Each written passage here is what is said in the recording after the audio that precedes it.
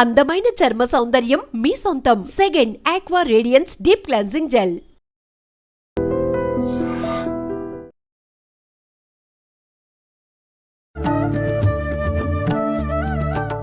నమస్కారం, welcome to I dream. ధర్మ మార్గం కార్యక్రమానికి స్వాగతం. నేను మీ విజిత.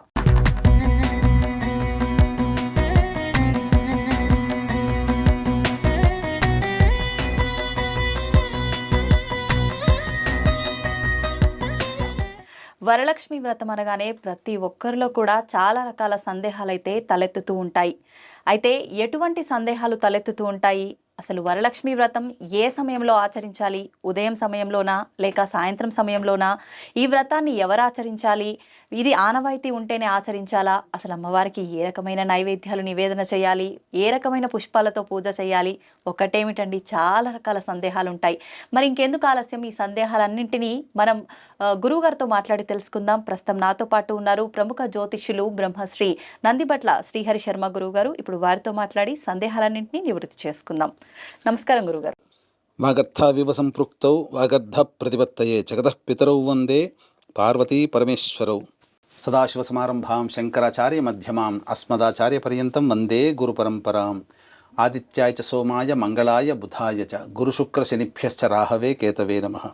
శృంగేరి పీఠాధిపతులకి, కంచి పీఠాధిపతులకి నమస్కారములు తెలియజేసుకుంటూ కార్యక్రమాన్ని ప్రారంభిద్దాం. గురుగారు, వరలక్ష్మి వ్రతం అనగానే ప్రతి ఒక్కరిలో కూడా ఈ వ్రతం ముఖ్యంగా అసలు ఏ సమయంలో చేయాలి, ఎలా మొదలు పెట్టాలి, ఇది ఆనవాయితీ ఉంటేనే చేయాలా, ఇలాంటి సందేహాలు అయితే చాలా ఉంటుంటాయి.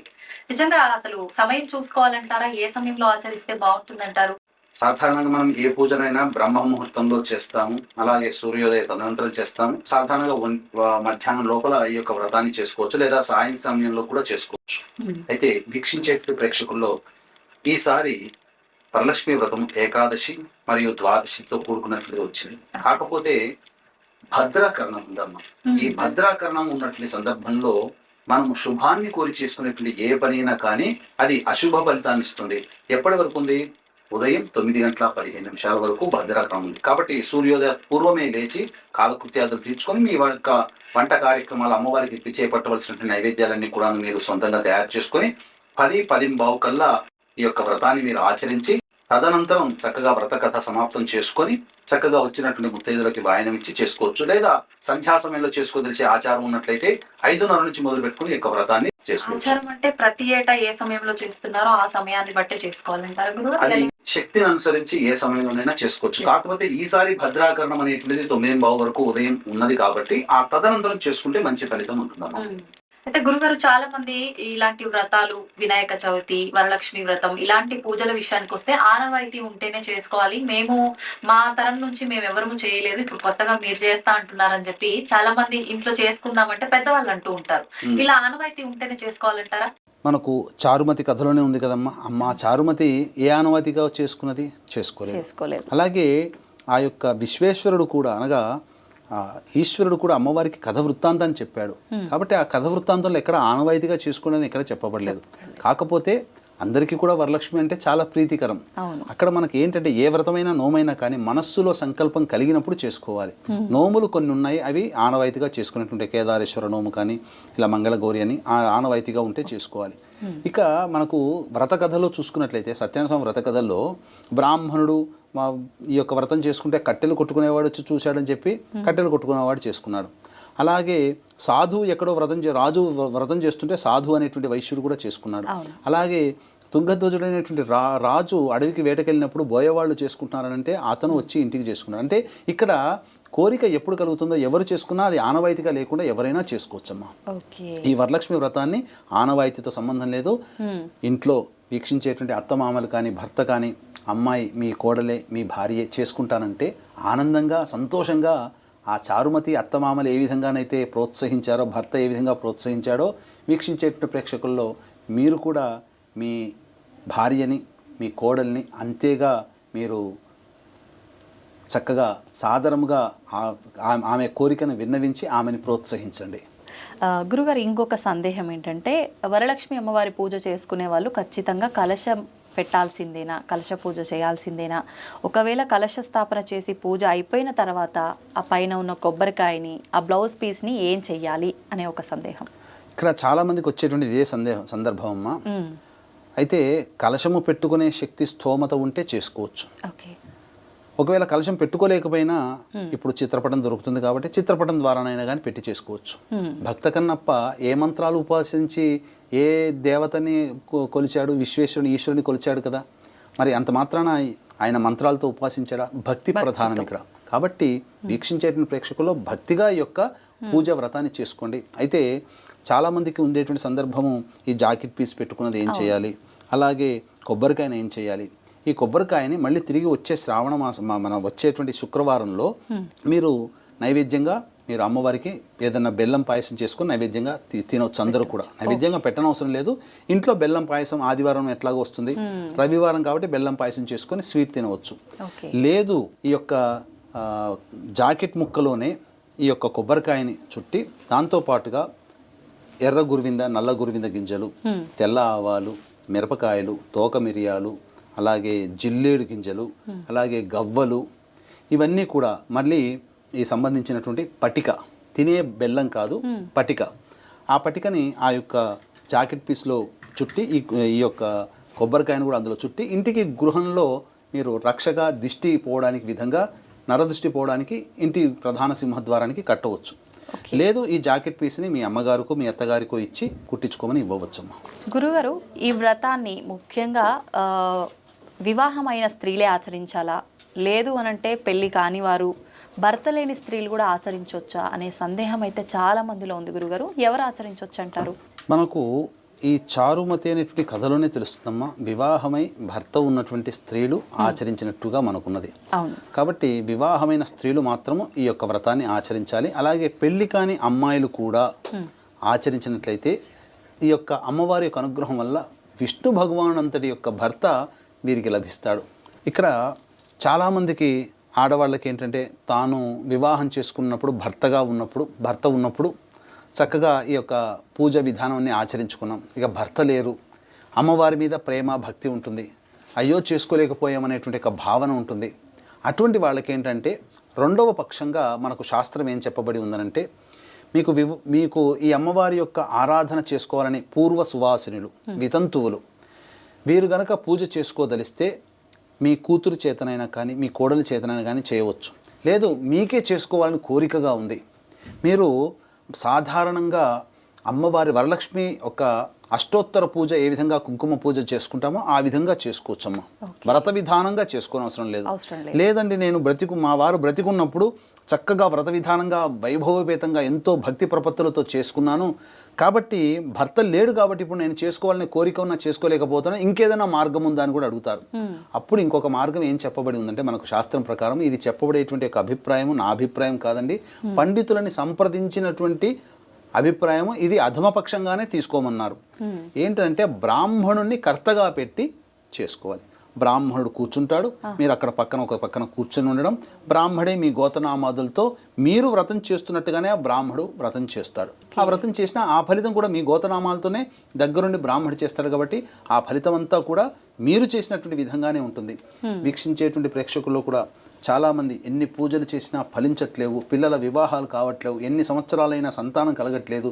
మాతో పాటు వివాహమైన కుటుంబాల్లో అన్ని కుటుంబాలు బాగా ఉన్నతమైన స్థానంకి వెళ్ళాయి, మా కుటుంబం మాత్రం ఎక్కడ పడితే వేసిన గొంగడు అక్కడే ఉంది. అలాగే వ్యాపారంలో చేసిన, ఉద్యోగంలో చేసిన అన్ని రకాలుగా నష్టాలు ఎదుర్కొన్నాం తప్ప ఏనాడు సంతోషంగా లేము, ఏనాడు కూడా కుటుంబ సభ్యులు ఆనందంగా గడిపినది లేదు. ఒకళ్ళకొకళ్ళం ఎప్పుడు కూడాను వాగ్వివాదాలు చేసుకుంటూ గడిచిపోయాం, ఎవరి మధ్య ఏకాభిప్రాయం లేదు. అలాగే కులాంతర మతాంతర వివాహాలు కుటుంబంలో జరిగిన, తండ్రి వైపు 6 తరాలు తల్లి వైపు 3 తరాల్లో ఏవైనా అనుకోని దుర్మరణాలు జరిగిన, అలాగే ఇవన్నీ కూడా అల్పాయుష్యంతో మరణించిన, ఇవన్నీ పితృదోషానికి సంబంధించిన లక్షణాలు. కాబట్టి ఈ పితృదోషానికి పితృపక్షాలైనటువంటి భాద్రపద మాసం 15 రోజుల్లో సెప్టెంబర్ 25వ తారీఖు రోజున 30వ తారీఖు రోజున ఈ పితృదోష నివారణ పూజలు అనేటువంటివి మా ఆధ్వర్యంలో జరపబడుతున్నాయి. అవకాశం ఉన్న వాళ్ళు కార్యక్రమ తదనంతరం కాంటాక్ట్ చేయండి. ఎవరిని పడితే వాళ్ళని నమ్మి ఈ పితృదోష పూజలు అనేటువంటివి చేయించుకోకండి.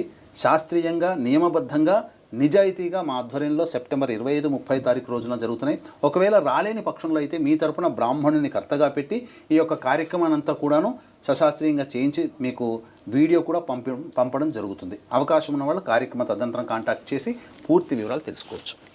గురుగారు, ఇంకొక పెద్ద సందేహం అనే చెప్పాలి ఇది. అమ్మవారికి నైవేద్యంగా ఎటువంటి పదార్థాలను, ఎటువంటి పిండి వంటలను నివేదన చేయాలి, వాయనంగా ఏం ఇవ్వాలి అని ఇది చాలా పెద్ద సందేహం అందరిలో కూడా. దాని గురించి తెలియజేయండి. నైవేద్యములు అనేటువంటివి ఉన్నప్పుడు చిన్న వాళ్ళ దగ్గర నుంచి ధనికులైనంత వాళ్ళు కూడాను నైవేద్యం విషయంలో వాళ్ళ యొక్క స్థాయికి తగ్గట్టుగా, తాహతుకు తగ్గట్టుగా పెట్టుకుంటారమ్మా. ప్రధానంగా 9 రకాల నైవేద్యాలు పెట్టమన్నారు. 9 రకాల నైవేద్యాలు పెట్టలేని పక్షంలో పంచభక్ష్య భోజ్య లేహ్య నైవేద్యములు అని అంటారు. పెట్టుకునే సందర్భంలో 7 రకాలైన, 5 రకాలైన, 3 రకాలైన, కనీసము ఒకటైనా నైవేద్యం పెట్టమన్నారు. ఆ ఒక్క నైవేద్యమే ఏంటి పెట్టాలంటే, ఖచ్చితంగా ఏ నైవేద్యం పెట్టాలంటే బెల్లం పాయసంతో చేసినటువంటి నైవేద్యముని అమ్మవారికి నివేదన చేయాలి. గుడాన్నం అంటారు. కాబట్టి అమ్మవారికి బెల్లం పాయసం అనేటువంటిది నివేదన చేస్తే అమ్మవారు చాలా సంతోషిస్తుందటమ్మ. అమ్మవారికి ఇంకా ఏ నైవేద్యం అవసరం లేదు. ప్రత్యేకించి లక్ష్మీ అమ్మవారికి మాత్రం బెల్లం పాయసం నైవేద్యం చాలా ప్రీతికరం. ఓకే. వాయనంగా అమ్మవారికి ఏమి ఇవ్వాల్సి ఉంటుంది గురువుగారు? వాయనంగా మనకు అమ్మవారి యొక్క కథ విధానంలో, చారుమతి కథ విధానంలో చెప్పబడినటువంటి నానబెట్టినటువంటి కొమ్ము శనగలు. ఇప్పుడు చాలా మంది హైబ్రిడ్ శనగలు వాడుతుంటారు. హైబ్రిడ్ వాడకూడదు. కొమ్ము శనగలు, కొంగు శనగలు అని అంటారు, లేదా నల్ల శనగలు అని అంటారు. అవి ఒక రోజు ముందుగా నానబెట్టి వాటిని వాయనంగా ఇవ్వవచ్చు. అలాగే ఖచ్చితంగా మీకు పెట్టదలిస్తే ఈ పూర్ణములు అంటారు కదమ్మా, అంటే పూర్ణ ఫలంలో కొబ్బరికాయ ఏ విధంగా పూర్ణఫలమో నైవేద్యంలో కూడా పూర్ణాన్ని సూచించేది పూర్ణాలు అని అంటారు. కాబట్టి ఆ పూర్ణాలు నైవేద్యంగా వాయనంగా ఇచ్చినట్లయితే శుభం జరుగుతుందమ్మా. ఓకే. గురుగారు, వరలక్ష్మి వ్రతాన్ని ఆచరించే వాళ్ళు ఆ రోజంతా ఉపవాసం ఉండాలా? ఈ యొక్క వరలక్ష్మి వ్రతాన్ని ఆచరించే వాళ్ళు ఉదయం పూట చేసుకునే వాళ్ళైతే మధ్యాహ్నం అనగా 9:15 వరకు భద్రకరణం ఉంది ఈసారి, కాబట్టి చేసుకోకూడదు. 9:15 తర్వాత వ్రతాన్ని ఆచరించి వ్రతం అయిపోయిన తర్వాత వచ్చినటువంటి ముత్తైదులకి భోజనము, అలాగే దక్షిణ తాంబూలాదులు, వాయనము ఇచ్చి తాను భుజించవచ్చు. లేదు సంధ్యా సమయంలో చేసుకునే అలవాటున్న వాళ్ళు మధ్యాహ్నం పూట పాలు పండ్లు తిని ఉపవాసం ఉండి సాయంకాల సమయంలో పూజ చేసుకొని రాత్రికి ఆ యొక్క వాయనానికి తీసుకోవడానికి వచ్చినటువంటి ముత్తైదులతో సహా కూర్చొని అప్పుడు మీరు భోజనం చేయవచ్చమ్మా. గురుగారు, వ్రతం అంతా కంప్లీట్ అయిన తర్వాత ఆ పూజ దగ్గర మనం యూజ్ చేసిన ఆ పూజా సామాగ్రిని అంతటిని కూడా ఏం చేయాలి అనే ఒక సందేహం గురుగారు. అవునమ్మా, ఈ యొక్క పూజ సంబంధించినటువంటి చేసినటువంటి పూజ పదార్థాలు అనగా పూలు, అక్షితలు, బియ్యము, ఇవన్నీ కూడా ఇవన్నీ ఏం చేయాలనంటే ఈ యొక్క బియ్యము, ఆ కలశంతో కొబ్బరికాయ, జాకెట్ పీసు, ఆ కలశంలో ఆ యొక్క పూజా మందిరంలో ఉన్నటువంటి వస్తువుల్ని ఎవరైతే మీరు పూజ బ్రాహ్మడి ద్వారా చేయించుకుంటారో ఆ బ్రాహ్మడికి దానం ఇవ్వాలి. లేదు సొంతంగా మనం చేసుకున్నామన్నప్పుడు ఆ యొక్క నిర్మాల్యములు, పూజలు వాడబడినటువంటి పూజలు ఏవైతే ఉంటాయో అవన్నీ కూడా ఎవరూ తొక్కనటువంటి చెట్ల పొదలలో కానీ, లేదా నదిలో కానీ, సముద్రంలో కానీ, చెరువులో కానీ వేయవచ్చు. ఓకే. గురుగారు, ఈ వ్రతాన్ని కొత్తగా పెళ్ళైన వాళ్ళు, గర్భంతో ఉన్న వాళ్ళు ఆచరించవచ్చు అంటారా? ఇక్కడ చాలా మందికి ఇదే సందేహం ఉంటుందమ్మా. కొత్తగా పెళ్ళైన వాళ్ళు చేసుకోవచ్చు అంటే నిరభ్యంతరంగా చేసుకోవచ్చు. కాకపోతే పెళ్ళైనటువంటి సంవత్సరంలో మొదటి సంవత్సరంలో శ్రావణ మాసం వస్తుంది కదా, అప్పుడు ఈ శ్రావణ మాసంలో మీరు వ్రతం ఆచరించవచ్చు. మొదటి సంవత్సరం దాటిపోయిందండి, మాకు అంతగా అవకాశం లేదు, మరి పెళ్ళైన 2వ సంవత్సరంలో చేసుకోవచ్చు అంటే చేసుకోకూడదమ్మా. బేసి సంవత్సరంలోనే చేసుకోవాలి. 1వ సంవత్సరంలో కానీ, 3వ సంవత్సరంలో కానీ, ఇలా బేసి సంవత్సరంలో చేసుకోవాలి తప్ప పెళ్ళైన తర్వాత వచ్చే సరి సంవత్సరంలో చేసుకోకూడదు. అలాగే గర్భంతో ఉన్న వాళ్ళు చేసుకోవచ్చా అనే సందేహం కూడా చాలా మందికి ఉంటుంది. మనకు శాస్త్ర ప్రకారం చెప్పబడి ఉందంటే కొన్ని ఆచారాల ప్రకారము, కొన్ని ధర్మ సింధు, నిర్ణయ సింధు, అలాగే పరాశర స్మృతి, వీటి ప్రకారము 5వ నెల వచ్చినటువంటి తరువాత పురిటి సూతకంతో సమానం. కాబట్టి అలాగే కొంత గ్రంథాల ప్రకారము 7వ నెల వచ్చిన తర్వాత, ఇది ప్రాంతీయ ఆచారాన్ని దృష్టిలో పెట్టుకుని చేసుకోండి. 5వ నెల వచ్చిన తర్వాతనైనా, 7వ నెల పడిన తర్వాతనైనా ఈ యొక్క పూజలు చేసుకోకూడదు. ఎందుకంటే పురిటి సూతకంతో సమానము. కాబట్టి చక్కటి సంతానం కలగాలి అని అంటే ఆ యొక్క స్త్రీమూర్తి, గర్భవతి అయినటువంటి స్త్రీమూర్తి మరియు ఆమె భర్త చక్కగా బ్రహ్మచర్య వ్రతనిష్ఠులై నియమనిష్టలు కలిగి చేసుకుంటూ దేవతా పూజలు చేసుకుంటూ ఉన్నట్లయితే ఖచ్చితంగా దేవతానుగ్రహం వలన అదృష్టవంతులైనటువంటి సంతానం కలుగుతుందమ్మా. గురుగారు, ఇప్పుడు గర్భంతో ఉన్న వాళ్ళైతే వ్రతం ఆచరించడానికి పనికిరాదు. మీరు చెప్పినట్టుగా 5 లేదా 7 నెలలకు పై మించిన వాళ్ళు, వాళ్ళ ఇంట్లో వాళ్ళు చేసుకోవచ్చు అంటారా? పెద్దవాళ్ళు, అత్తగారు ఉన్న వాళ్ళు చేసుకోవచ్చు. కొంతమందికి ఇంకా ఏంటి సందేహం అంటే పుట్టింట్లో చేసుకోవాలా, మెట్టినింట్లో చేసుకోవాలా? అవును. కాబట్టి మనకు మంగళగౌరి వ్రతంలో తల్లి దగ్గరుండి వ్రతం చేయించిన సందర్భంగా ఉన్నది. కాబట్టి వీలుంటే పుట్టినింట్లోనైనా చేసుకోవచ్చు, లేదు అత్తగారు దగ్గరుండి చేయిస్తానంటే అత్తగారింట్లోనైనా చేసుకోవచ్చు. నియమం ఏమీ లేదమ్మా. గురుగారు, ముఖ్యంగా ఆ రోజున మనం వ్రతం ఆచరించే రోజున ఇంటిని ఏ రకంగా శుభ్రం చేసుకోవాలంటారు?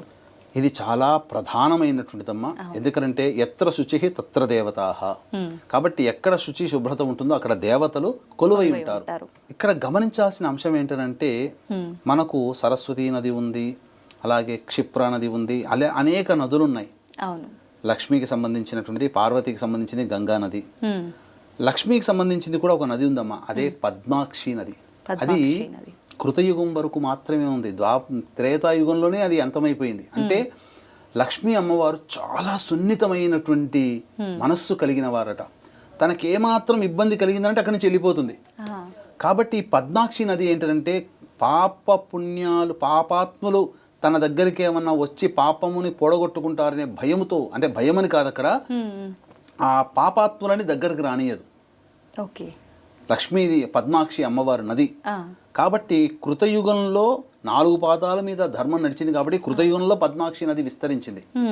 తర్వాత ఈ పాపాత్మలు వచ్చి నేను చూడలేను అని చెప్పి, పాపాత్మలను నేను చూడలేనని చెప్పి పద్మాక్షి నది అంతమైపోయింది. చరిత్రలో ఉంది ఇది.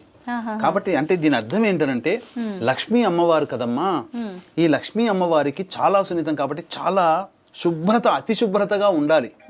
అందుకని ముందు రోజు ఏం చేయాలనంటే ఇక్కడ ప్రధానంగా చక్కగా ఇల్లంతా కూడాను చక్కగా శుభ్రపరచుకోవాలమ్మా.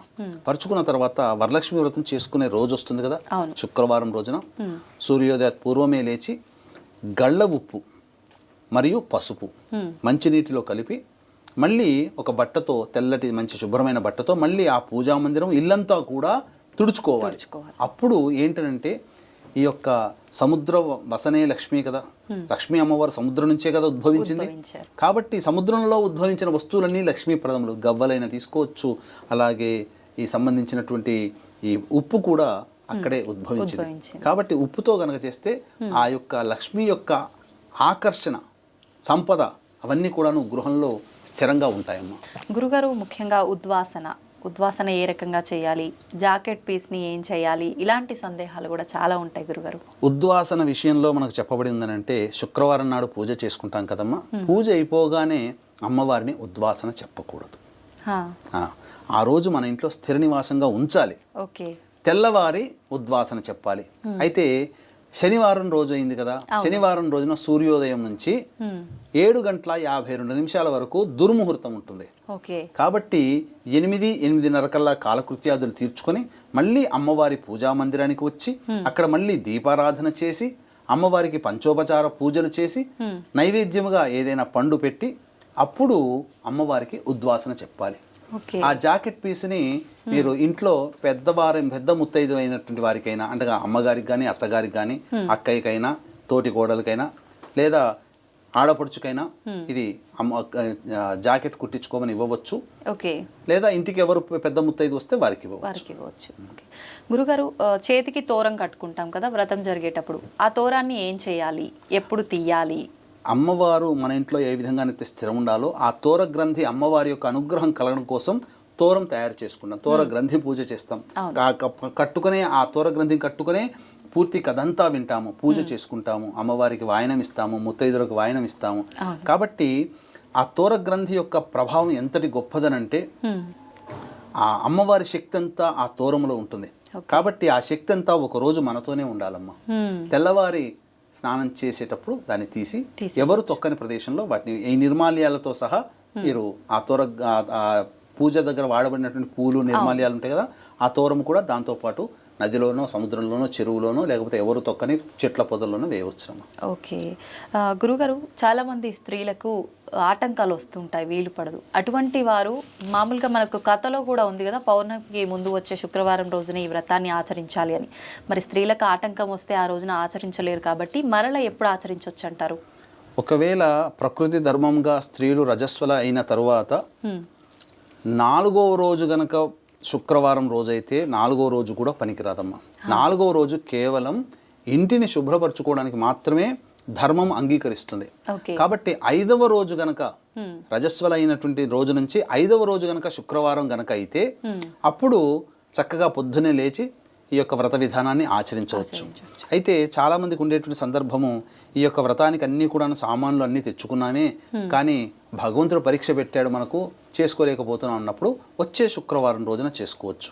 చాలామందికి ఇంకేంటంటే ఇంట్లో ఇతరత్ర ఆడవాళ్ళు పిల్లలు ఉంటారు, ఎదిగిన పిల్లలు ఉంటారు, ఇంకా మిగతా తోటి కోడలు కానీ ఇంకెవరైనా ఉంటారు ఇంట్లో ఉన్నవాళ్ళు, వాళ్ళకి ఏమైనా ఇబ్బంది కలిగినప్పుడు ప్రకృతి పరంగా అప్పుడు వాళ్ళు ఆ పూజా స్థలం ముందు రోజు నుంచి అనగా ఆ దారభ్యత రజస్వలైన దారభ్యత ఈ పూజ చేసుకునేంత వరకు కూడాను ఇంట్లో ఏ వస్తువులు ముట్టుకోకూడదు. ఒక చోట పూర్వకాలంలో అన్ని కులాల్లో ఆచరించారమ్మా, కాకపోతే ఇప్పుడు కేవలం సాంప్రదాయంగా కొన్ని కుటుంబాలు మాత్రమే ఆచరిస్తున్నారు, ఏ వస్తువులు ముట్టుకోకుండా.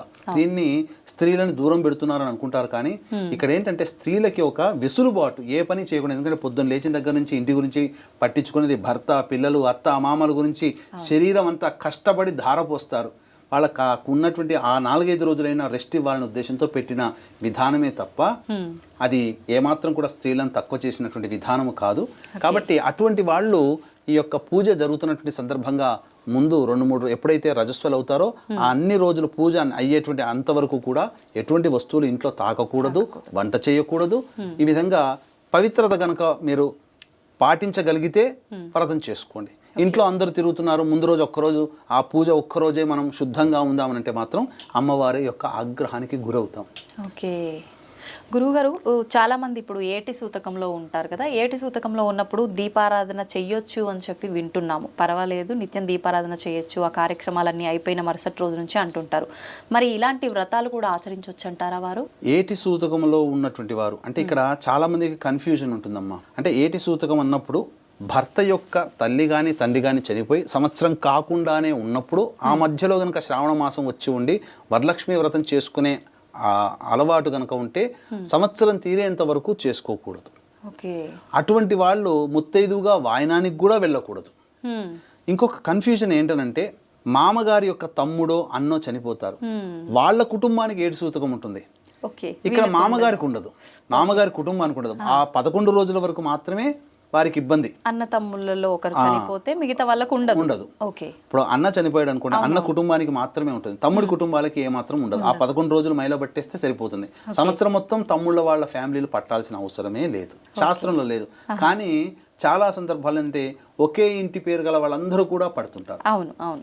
ఈ సందేహం చాలా మందికి ఉంది, కన్ఫ్యూజన్. ఇది శాస్త్రంలో ఏం చెప్పబడి ఉందనంటే తన కుటుంబంలో తన సొంత వాళ్ళు అంటే మామగారు చనిపోయారు అనుకోండి, సంవత్సరం మొత్తం ఆ కుటుంబం మాత్రమే, మామగారి అన్నదమ్ములు పట్టాల్సిన అవసరం లేదు. సంతోషం గురుగారు. నిజంగా ప్రతి ఒక్కరిలో కూడా ఒకటికి చాలా సందేహాలు ఉంటాయి. పూజలు అనేసరికి ముఖ్యంగా ఏం చేస్తే తప్పు అవుతుందో, ఏం చేస్తే ఎలా అవుతుందో, ఇలాంటి దోషం వస్తుందో, మాకు ఏ రకంగా ఉంటుందో అని ఆ సందేహాలన్నింటినీ కూడా చక్కగా నివృత్తి చేశారు. ధన్యవాదాలు గురుగారు. సర్వం శ్రీ ఉమామహేశ్వర పరబ్రహ్మార్పణమస్తు. అలాగే వీక్షించేటువంటి ప్రేక్షకులు కూడా ఈ యొక్క సందేహాలన్నీ విన్నారు కదా. అమ్మవారి యొక్క వ్రత విధానం ఏ విధంగా చేసుకోవాలనేది అంతా కూడాను వీడియో చక్కగా చేశాము. ఆ వీడియోను కూడా ఈ యొక్క సందేహాలన్నీ విన్న తర్వాత వీడియోను కూడా మీరు చూసి దాని ప్రకారముగా మీరు పూజ చేసుకున్నట్లయితే అమ్మవారి యొక్క అనుగ్రహం సంపూర్ణంగా పొందిన వాళ్ళు అవుతారు. అంతేకాకుండా ఆ యొక్క అమ్మవారి పూజా విధానానికి సంబంధించినటువంటి వీడియోల్లో మీకు లక్ష్మీ అష్టోత్తర పూజ అమ్మవారికి చేయాలి. సాధారణంగా లక్ష్మీ అష్టోత్తరంతో పూజ చేస్తారు. మన ఐడ్రీమ్ ప్రేక్షకుల కోసం అమ్మవారికి ఎంతో ఇష్టమైనటువంటి శ్రీ సూక్తము, ఆ శ్రీ సూక్తం అంతర్గతమైనటువంటి 108 అమ్మవారి దివ్య నామాలతో అర్చన చేయడం జరిగింది. కాబట్టి ఆ వీడియోలో మీరు అమ్మవారి పూజ చేసుకునేటప్పుడు అర్చన దగ్గరికి వచ్చినప్పుడు ఆ అర్చన స్టార్ట్ అయిన దగ్గర నుంచి ఆ నామాల్ని మీరు పెట్టుకొనైనా కానీ మీరు వింటూ ఆ అమ్మవారి పూజ చేసుకుంటే అమ్మవారి యొక్క అనుగ్రహానికి పాత్రులవుతారని చెప్పడంలో ఏమాత్రం సందేహం లేదు.